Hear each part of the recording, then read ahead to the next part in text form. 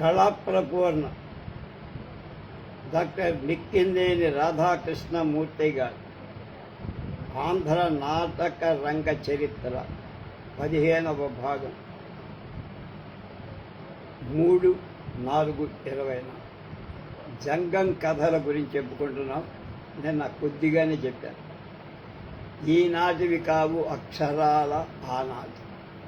అలాగే ఈ కథలకు తందాన కథలని తందాన పాటలని ప్రచారం కూడా ఉంది. ముఖ్యంగా బుర్ర కథల్లో గుమ్మెట్లు వాయిస్తూ వంటలు కొంతలు పాడేవాడు తందానా తాని తందానా అనే వంత పాట పాడటం వల్ల ఈ కథలకు తందాన కథలని కూడా పేరు వచ్చి ఉండొచ్చు. తందాన కథలు ప్రాచీన కాలం నుండి ఉన్నది అనటానికి ఉదాహరణ క్రీడాభిరామంలో ఉంది.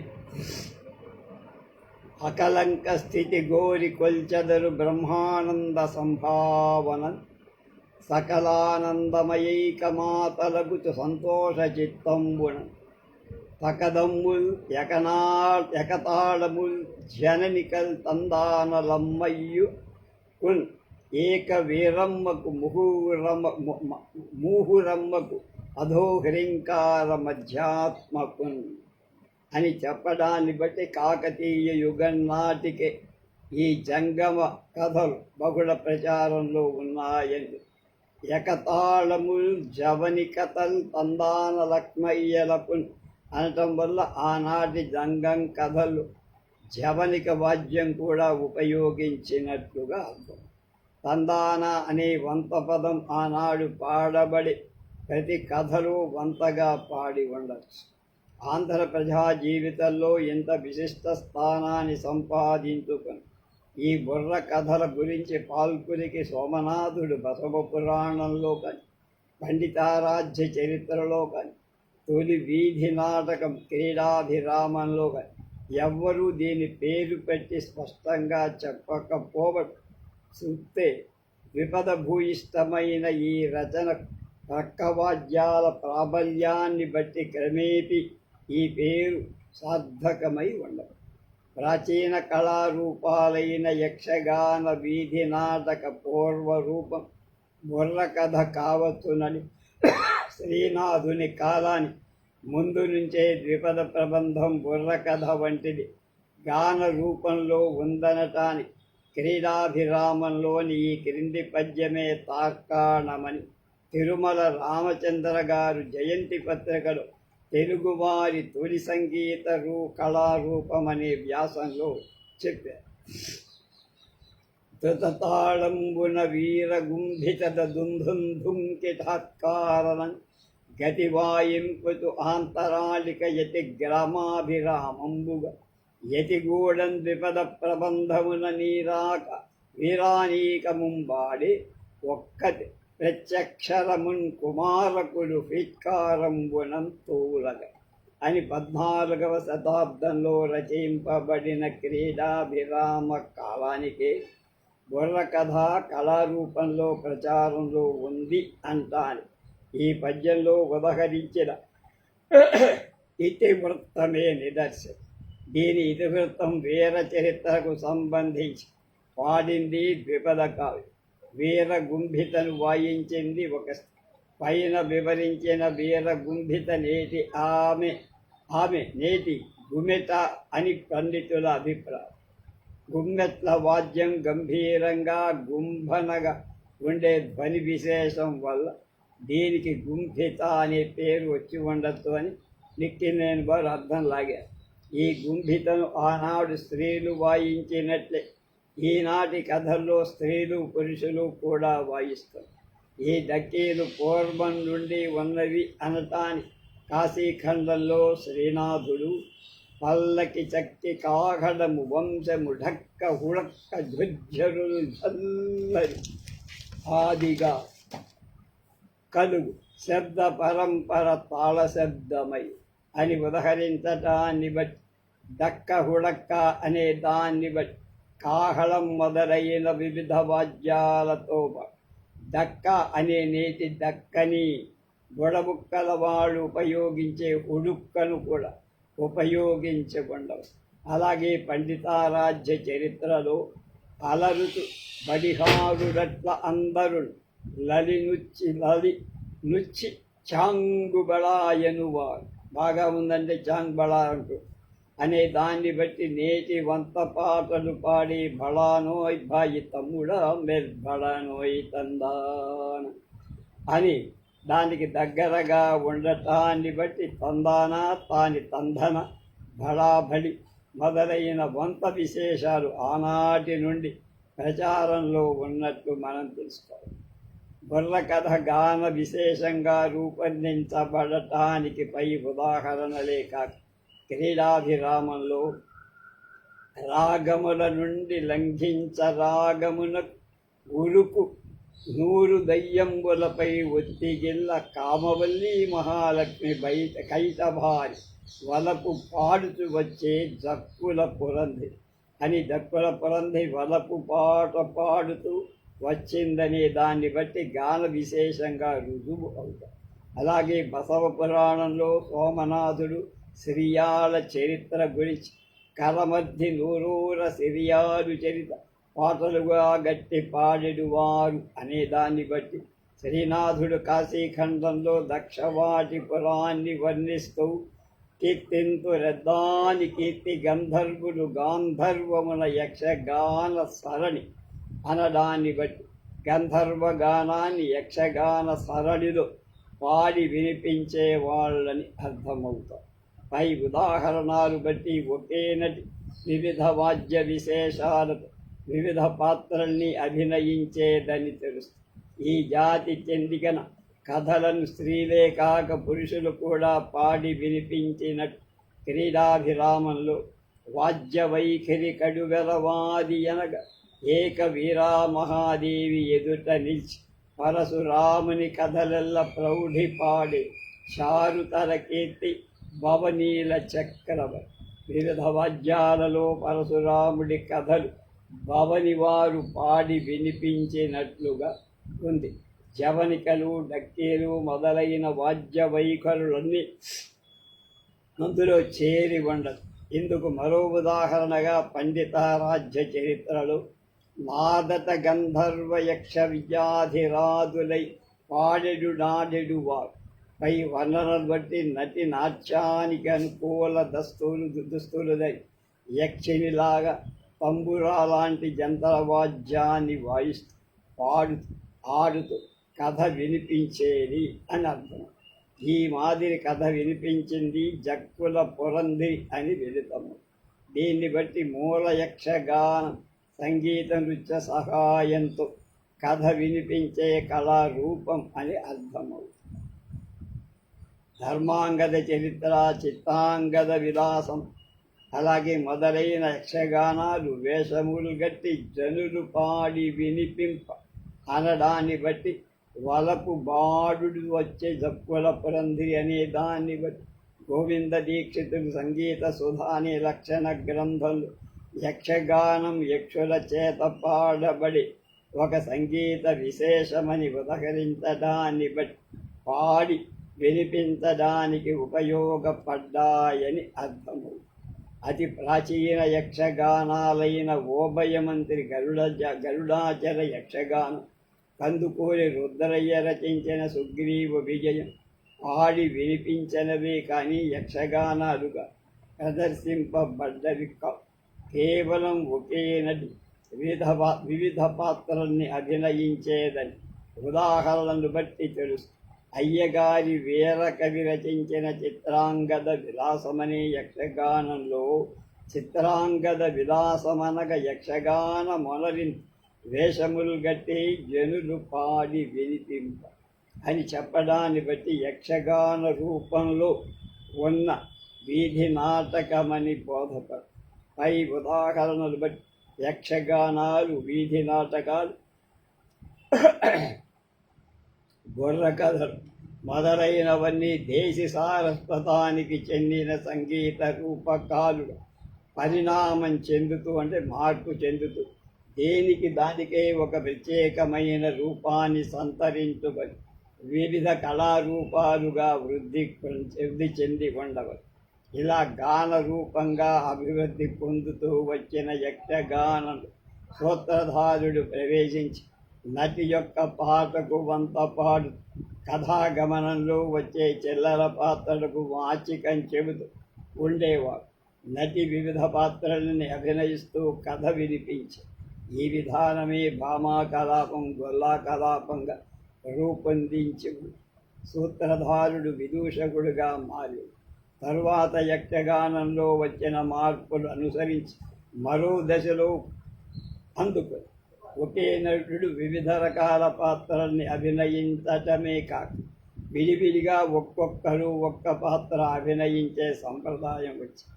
అలాగే తంజావూరు యక్షగానాల్లో యాదవదాసు గరుడాచల యక్షగానంలో పాత్రల ప్రవేశపెట్టడం కూడా ఉంది. అంటే ప్రవేశించే ప్రతి పాత్ర తన ఊరు పేరు చెబుతూ వెడలే సత్యభామ అని స్త్రీ పాత్రుడు, వెడలే యమధర్మరాజు అంటూ పురుష పాత్రుడు ప్రవేశించేవాళ్ళు అని అర్థమన్నమాట. ఈ దశలో పరిణామం చెందిన యక్షగాన నాటకాలని వీధి నాటకాలని ఈ విధంగా యక్షగానాల రచనలు ప్రదర్శనలు అభివృద్ధి చెందుతున్న మూల యక్షగానమైన సంగీత రూపం బుర్ర కథగా హరికథగా రూపొంది. ఇందుకు ఉదాహరణ హరికథా పితామహుడై శ్రీమదజ్జాడ ఆదిభట్ట నారాయణ దాసుగా తమ కథలన్నిటినీ యక్షగానాలని చెప్పారు. యక్షగానంలో సూత్రధారుడు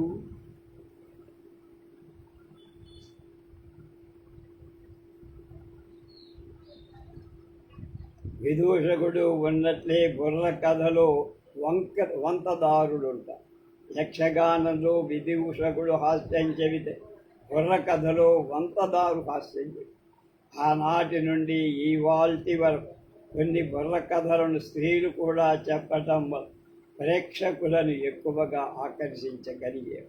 ఈ విధంగా పరిశీలన చేస్తే మూల యక్షగానం రూపాంతరం పొంది బుర్ర కథగా పరిణామం చెందిందని శ్రీనివాస చక్రవర్తి గారు నాదర్ సన్మాన సంచికలో ఉదహరించారు. బుర్ర కథకి పెట్టింది పేరు నాదర్ కథ. మహారాష్ట్ర కళారూపమా? ఈ బుర్ర కథ కళారూపం మహారాష్ట్ర నుండి మనకు దిగుమతి అయ్యింది అనే ఒక వాదం ఉందంటున్నారు. చాళుక్య రాజులు తూర్పు కోస్తాను పరిపాలించిన కాలంలో పశ్చిమ దేశాల నుంచి తూర్పుకు వచ్చిన చాళుక్య రాజులతో పాటు బుర్ర కథలు, తోలుబొమ్మలాటలు మొదలైన జానపద కళారూపాలు దిగుమతి అయ్యాయని కొంతమంది చరిత్రకారుల అభిప్రాయం. కానీ చరిత్ర గతిని బట్టి కొంచెం వెనక్కి వెళ్ళి పరిశీలిస్తే ఒకనాడు దక్షిణ భారతమంతా అనేక పర్యాయాలు అనేక చక్రవర్తుల ఏలుబడిలో ఏకఖండంగా ఉంది. కృష్ణరాజుల పాలనలు కన్నడ, తెలుగు, తమిళ రాష్ట్రాలు కలిసే ఉన్నాయి. ఆనాడు ఆంధ్ర కళారూపాలు విజయనగరం, తంజావూరు, సరస్వతి మహల్ యక్షగానాలు, తెలుగు నాటకాలను ప్రదర్శించారు.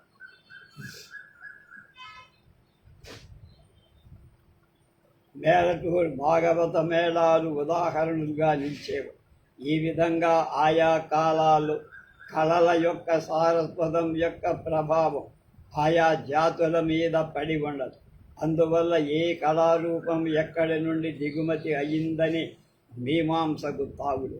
కానీ ఇందుకు ఉదాహరణగా తిరుమల రామచంద్ర గారి జయంతి పత్రికలో బుర్ర కథ తెలుగువారి సంగీత రూపకమే అని, అది ఎక్కడ ఎన్నుందో దిగుమతి కాలేదని, కన్నడ మహారాష్ట్ర కళారూపాలైన పవడ, లావణీలకు మన బుర్ర కథకు ఉన్న వ్యత్యాసాలు గురించి చర్చిస్తూ ఈ విధంగా చెప్పారు. తెలుగు బుర్ర కథకు, మహారాష్ట్రుల పవడాకు, కన్నడుల లావణికి జానపద కళారూపాలు అనటం తప్ప వేరే పోలికలేంటి. పవడా గురించి పవాడాను కూర్చొని నిలబడి పాడతారు. ఇది మన భజన గోష్ఠిల. ఈ కథలో వీరరసం ముఖ్యం. వెనుక వంతదారులు పురుషుడు దీదీ దీదీ అంటూ వంతరాగాలు పాడు. బుర్రకథలో మాదిరి అభినయం కానీ నిలబడి నృత్యం చెయ్యటం కానీ పవాడాల్లో లేదు. ఇక కన్నడ లావణి ప్రాచీనమని 16వ శతాబ్ది నుంచి లావణి ప్రచారంలో 17వ శతాబ్దంలో నందివర్మ దీన్ని తన చందో గ్రంథంలో ఉదహరించి దాని లక్షణం కూడా చెప్పారు. లావణి అనేది జానపద గాథలను తెలియచేసే చందో విశేషం. అవి గ్రామీణ జీవిత గాథలను వివిధ రసాలతో ప్రకృతి సౌందర్యాన్ని వివిధ రీతులలో వర్ణిస్తుంది. ఇద్దరు కానీ ఒక్కడు కానీ నిలబడి పాడాలి. దీనికి వంత పాట ఉండదు. దీనికి మన బుర్ర కథకు నిలబడి పాడటం అనే పోలిక తప్ప వేరే పోలిక లేదు. అలాగే పోతే మరాఠీలో కూడా లావణి, దానిలో స్త్రీలు పాడటం, చేతులు తిప్పడం వంటి ఆంగిక అభినయం ఉంది. కానీ కథా విధానం ఉండదు. గుమ్మెట్ల వంటి వాద్యాల ప్రసక్తి లేదు. కేవలం పేరంటపు పాటల వంటిది కావచ్చు. పై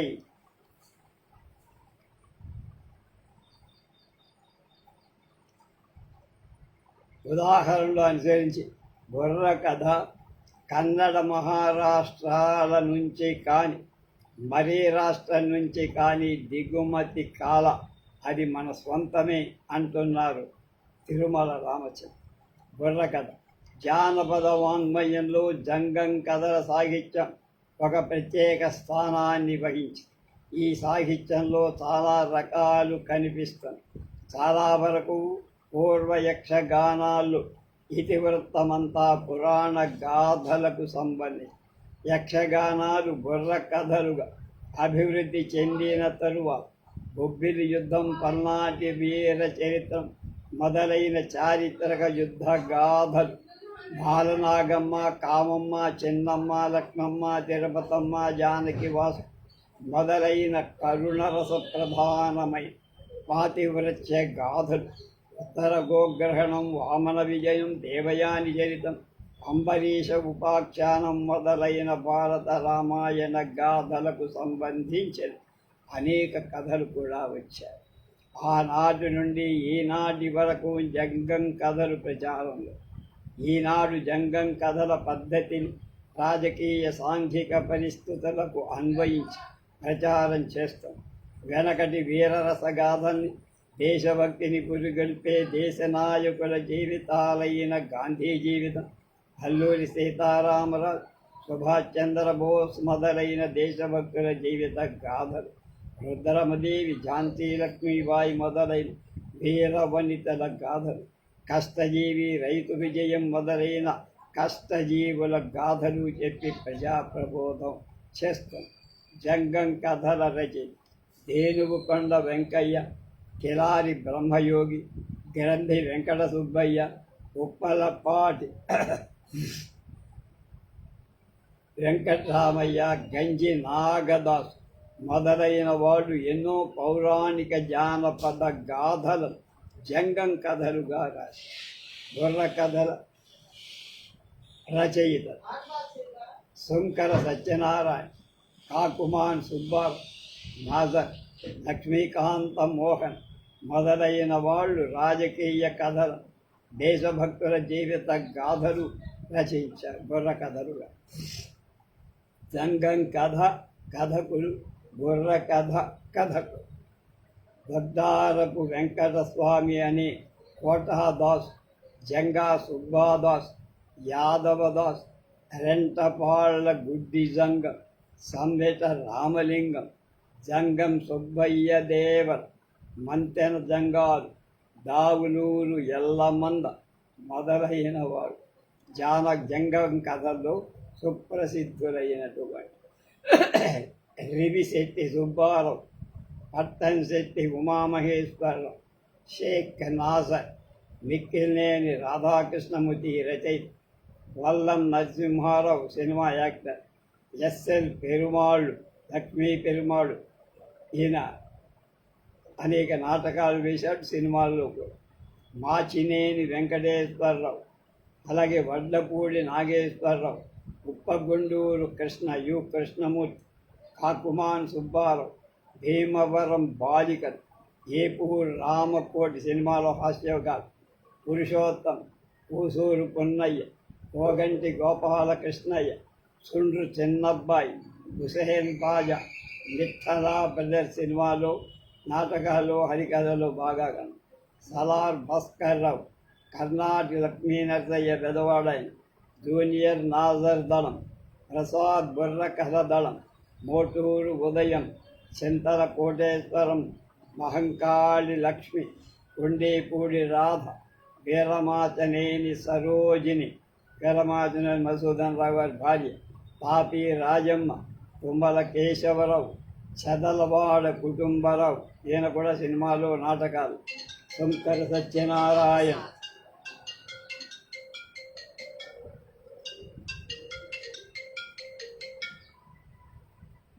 హలో, నమస్తే సార్. బాగానే ఉన్నాం. మన ప్రోగ్రామ్ పోస్ట్ పోన్ చేసాం మేము. చెప్పండి, మీరు చెప్పండి. మన డాక్టర్ నాయుడు గారు అని చెప్పి వసంత నాగేశ్వర గారు అవుతాడు. ఆయన ఇక్కడ బసవతారకం క్యాన్సర్ హాస్పిటల్లో డాక్టర్ గారు. అలాగా.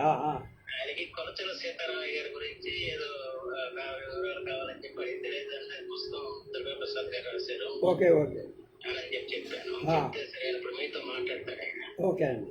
అదే మన బుక్ దొరికింది. నా దగ్గర ఉంది. పీడిఎఫ్ ఉంటుంది. అక్కడ నేను ఇస్తా కావాలి. అలాగే మీతో మాట్లాడు. Okay okay okay. నమస్తే నమస్తే.